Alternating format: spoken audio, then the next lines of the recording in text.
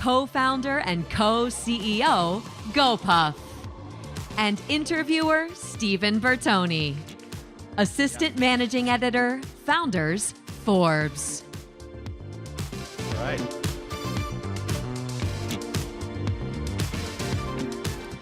All right, Raf, welcome. All right, let's talk Gopuff. What's exciting? What do we have to know? What's going on?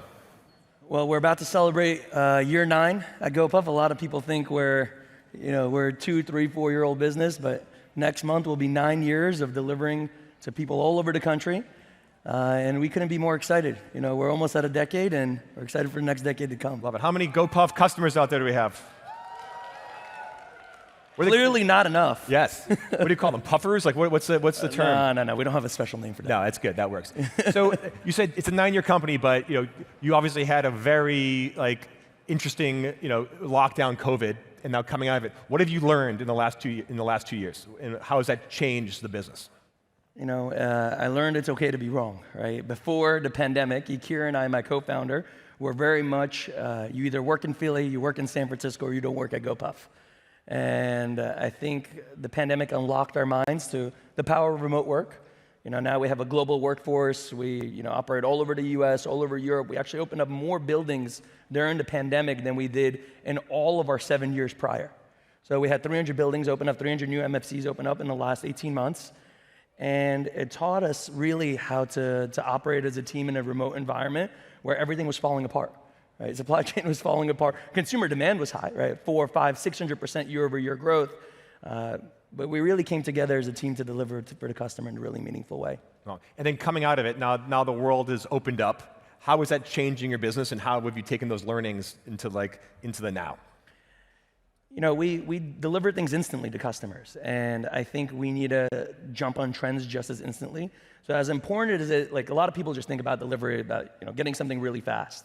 But because we're a completely vertically integrated player, we own the entire experience end to end. It's not just about fast, it's about providing value, but also providing the items that people want the most. So getting onto items really, really quickly, right? When the whole country was out of baby formula, Gopuff, I think the peak out of stock was 4%. When the whole country needed COVID tests, we didn't raise our price one time, and across the network, we made sure we had COVID tests in the network. And that really is the power of being a vertically integrated player and owning your own inventory. In terms of seeing this demand, besides the important stuff, how about the fun stuff? What products have you guys been, with your data and with everything you see, where do you see a spike in demand in kind of comfort food and other things, and how do you use that with the business? I think the Gopuff customer has a pretty unique flavor profile. Even when we were kind of curating our own products, right? We launched our Basically brand, which is Gopuff's private label brand. We just launched a brand called Ridden with Chris Paul, which is completely vegan snacks, but we did vegan even in our own way, right? The popcorn is cookies and cream flavor, and the puffs is kind of like a flaming hot spin-off, but that's something even a little hotter and entirely vegan. So we use the flavor profile that our consumers are already purchasing from Gopuff and kind of make it into a more fun, more meaningful way for our customers. When you were starting out, what were the main things, what were the main products you were offering back in school in Philly? Well, we had a little bit of an unorthodox beginning, right? Ikira and I didn't raise any money for 3 years. We were forced to be profitable, scaled the business, and only raised money in 2016. And the original business was a replacement for the convenience store, right? So imagine snacks, drinks, kind of basic ice cream, delivered from our warehouse in Philadelphia that, by the way, Ikira and I lived in. So we learned a lot from those early days, and So you had an apartment just full of Cheetos everywhere, basically? We didn't even have an apartment. The apartment was the MFC. We actually physically lived there for 6 months, which I think is one way to learn a business. Yep. But we were forced to be bootstrapped. We were forced to be scrappy.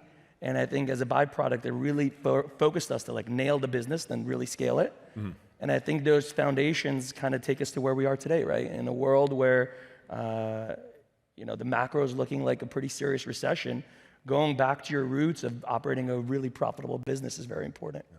And you bootstrapped in the beginning, but then you went well beyond bootstrapped. And how much money have you raised? Just shy of $3 billion. Say that again? Just shy of $3 billion. Who else here has raised $3 billion in the room? So everyone here wants to probably raise some money. How'd you do it? What advice would you give people for fundraising, whether it's their first seed check or this massive, 3 comma, 4 comma, whatever you want to call it? Yeah. I think somewhere in the audience I have an early employee from Gopuff too, Tony, who Steve who was there really, really early on and also was able to raise money on some pretty basic principles. I think very early on, Series A, Series B, seed. I didn't raise a seed round, but we went straight to Series A. Yep. It's all about the founding team and the founders, right? Do the people across the room believe you're crazy enough to build this crazy thing that you want to build, or do they think you're not going to be scrappy and resourceful enough to do it? So as much as it's important to like kind of predicate, here's the growth, here's how we show consumer and product market fit, it's also really, really important for the people across the room to really believe in the founders and the founding team. I think if you miss that point, a lot of people miss that, kind of human connection, the emotional connection. I think if you miss that, you're kind of dead in the water to begin. It doesn't matter how good your deck is or, how good the initial numbers are. People just don't believe in you. And ultimately, the founders are who bring it off the ground in the beginning. And I think even till now. So when you went in to meet your first investors, what was, it's you and your founder, and you're obviously a loud, outspoken guy. Like, were you yourself? Did you play like a role of like Raf, the super gritty entrepreneur? Like, how did you present yourself to win their confidence and be like, wow, this team is in it, for the long haul? I mean, our first investor, they reached out to us. They had an intern in Penn who was ordering Gopuff every day. And they're like, I don't know how these two 20-year-old guys, 21-year-old guys are delivering something so fast and profitably. So they reached out to us, flew us out to LA, and we just talked about the business. And they couldn't believe that after so many decades of delivery being tried and tried again, that two pretty young guys have figured out how to do it profitably. So I think he just believed in our craziness a little bit. I was talking then, we could build a $100, $200, $300 billion business. We have the product market fit. We just don't have enough resources to continue to expand this and continue to expand the assortment and the things that we provide. And he took a pretty big gamble on two young guys. And I think his investment is paid. Yeah, and back early in the day, I mean, how did you crack the delivery problem? Because early on, you said it was pure grit. You guys are sleeping in the warehouse. That's not sustainable. Like, what were you doing differently than many have tried over decades and couldn't find that answer? So when we launched Gopuff, if you guys remember, it's 2013. Everyone's only talking about Uber and Airbnb, and everyone wants to go to an asset-light model, right? Don't own infrastructure, don't spend any CapEx. The problem with that model in delivery is that the gross marginal structure is just way too low. So like the take rate for any of the 3P players out there is between high single digits and low double digits, right? 8 to upwards of 20%. Our blended gross margin when we launched the business was 42%. So we can have, frankly, worse technology. Back then we didn't have enough money to invest in it, and not as much infrastructure. But we just started with more gross margin dollars to play with. So we're able to build a profitable business from day one. It didn't really even matter that it couldn't scale because the other model couldn't be profitable ever in our minds. So we said we'd rather take it slower but do it right than open up the rest of the country, partner with folks, and build a model that kind of goes against our ethos. Again, our ethos from day one is nail the business model, nail the unit economics, then scale the business nationally. Yeah, because you're also a real estate company as much as you are delivery and a tech company. Early on, you guys, I read in a Forbes article with my colleague Lauren Detter, you guys you found some oddball spaces. Like, tell me how that evolved and what the strategy is now with real estate, especially with everything that's happening with interest rates and the real estate markets right now. Yeah, I think we signed some of our best deals during the pandemic. The world was falling apart. Everyone was terrified about what was going to happen. And, under Yakir and my direction, our head of real estate, we were the most aggressive we ever were. And as a byproduct, we got some really great prime real estate and at a fraction of the cost that we would have paid in 2018 or 2019. So I think we were the most aggressive because we saw an opportunity as, everyone was kind of worried about the state of the world. Yeah. Before then, we had some criteria of spaces that we needed. It needed to be on the first floor, needed to have loading, but we took space that no one else wanted, right? And we didn't really need prime foot traffic to do it, just needed to be in the right location. We built a lot of technology. I'm not going to go into the nuances of it. We built a lot of technology on where to place these MFCs, but real estate is a really gritty game, right? It's really hard to predict if a space of your size and your dimensions is going to be available within a block radius. Gotcha. I want to talk about data because we have a good question here about how do you kind of manage your inventory and fluctuating demand. I want to talk about that, and then also talk about now that you're launching your own products. When you said you deliver everything that a store has, I want to hear about how you use data to decide, oh, we're going to make this product, but we're going to let someone else make the other product. But let's start with your inventory across. There's different tastes, there's different styles across the whole country and the world. Like, how do you manage that flow of goods? So the inventory management part of the business and the assortment management, meaning introducing new items, is kind of two different sides of the brain. The one side of the brain is a little bit more creative, listening to the customer, understanding what the consumers want. We use a lot of search data. So when someone searches for an item, it doesn't give a proper result. We'll add it to the queue of items that we want to introduce. It's how we launched our kitchens business, as an example. Our number one failed search item was ready pizza. So we're like, oh man, we're gonna have to build kitchens now. Wait, meaning like people would search for it, you just don't have it to offer? We don't have it to offer. We only had frozen pizza. So we actually build kitchens within our MFCs where we now cook burgers and wings and hot pizzas and deliver it for our customers. But it all started with our own consumers telling us that this is a product that they wanted. Interesting. In terms of the supply chain management, I mean, that 9 years in the making and still improving, right? We build all the technology of managing the four walls of the building is built in-house. The technology before it reaches the four walls, so when it hits our distribution centers to the micro-fulfillment centers, all built in-house. So, a lot of iteration and a lot of work. We're still not perfect, but I think by just focusing on delivery and just focusing on 1P, we're able to keep out of stocks really low and inventory turns really high, which is really, really important to this business because if you're not turning inventory fast enough before the credit terms are due, you kind of have a surplus of inventory sitting and not an ability to kind of really run a productive business.